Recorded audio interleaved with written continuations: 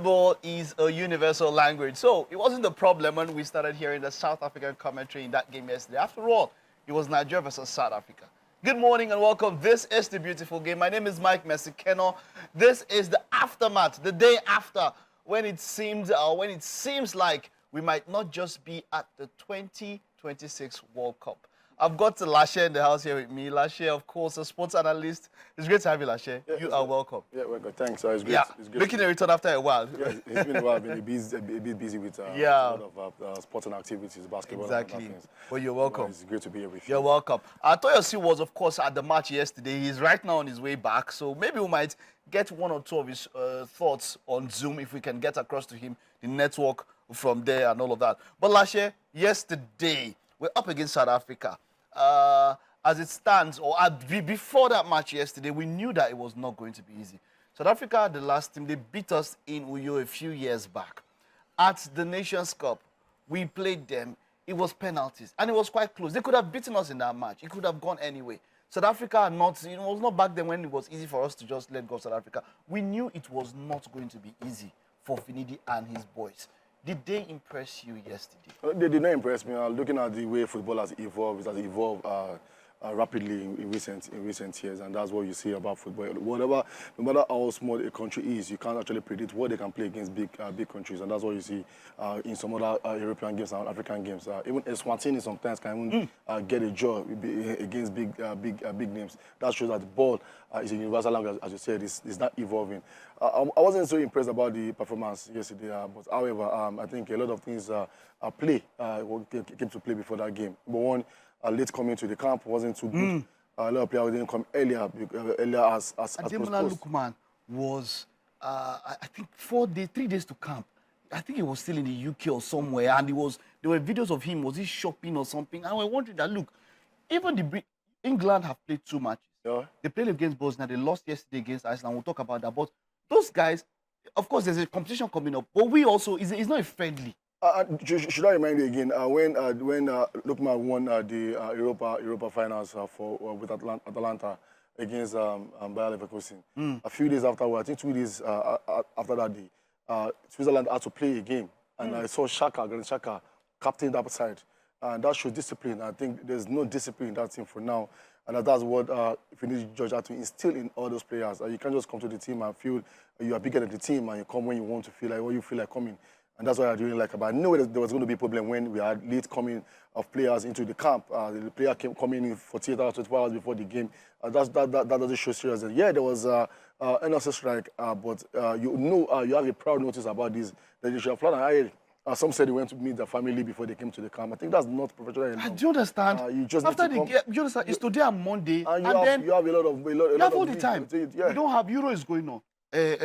Copa America is going on. For Africa, you have the time to sit down and relax. So I think it's just discipline, and I think Finidi George has to take this very, very serious. And even the players need to rally around and support him. You can't just, because he's an home-based coach and you feel he's coming from a club, in a giant-based club, you feel you can just disrupt him. I think it's not really cool.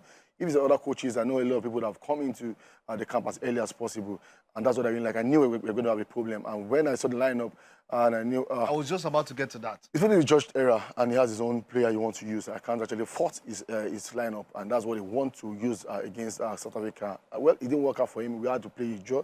Thanks to Fisayo Bashiru, who actually got the goal. Yeah. Who got the goal. First debutant of the Super Eagles, and he got a goal in the 46 minutes, which is not really cool for us. We've not had a good runs in the World Cup qualifiers. Having how many points? 3 points. That's 3 draws. I'm looking at the table and I'm ashamed. You're fifth on the 16th table. You're fifth on the and we are table fifth with 3 points. after 3 games. It's not like this table is just starting. I know that the top now is 5 points, and we still have a chance. We have a chance. I mean, we don't bring our calculator so early. There are 7 more matches to go. Yeah, 7, yeah. But if we cannot beat, if we're having 3 draws against such teams like this, yeah, if we're having against Rwanda, then look at us: 1-1 against South Africa, 1-1 against Zimbabwe, 1-1 against Lesotho. Funny enough, that all East African countries. Zimbabwe. It's not really cool for us. And then we're going up on Monday. We're going up against our former coach, who will probably have a bone to pick with us. You understand? Benin Republic are 4 points, at 1 point ahead of us. And there's a good news, anyways. A lot of top players in the Benin Republic camp and having some injuries, and they may not But those top feature. players, you are talking of top, okay, South Africa, but you know that 80-90% of their, in fact, 80% of their team is in Mamelodi Sundowns. Yeah. And then 90 to 95% of their team is in South Africa there.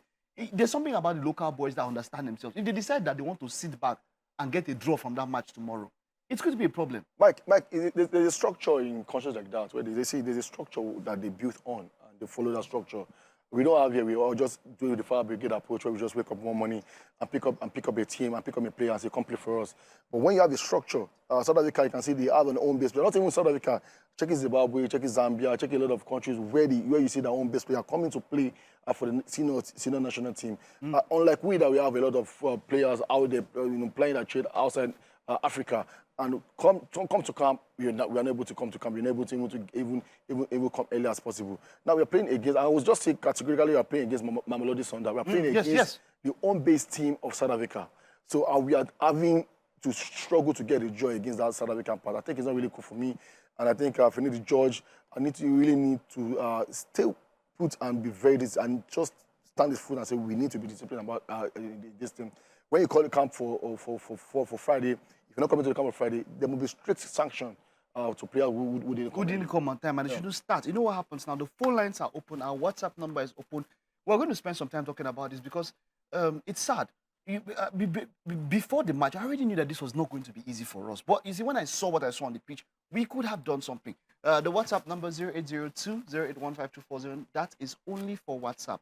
Once again, 0802-0815247. Send your messages there. And then the phone numbers 0902-416-3440 and 0810-764-1679. You can call in and let's hear your thoughts. What do you think about that match yesterday? Now let's get to the gameplay.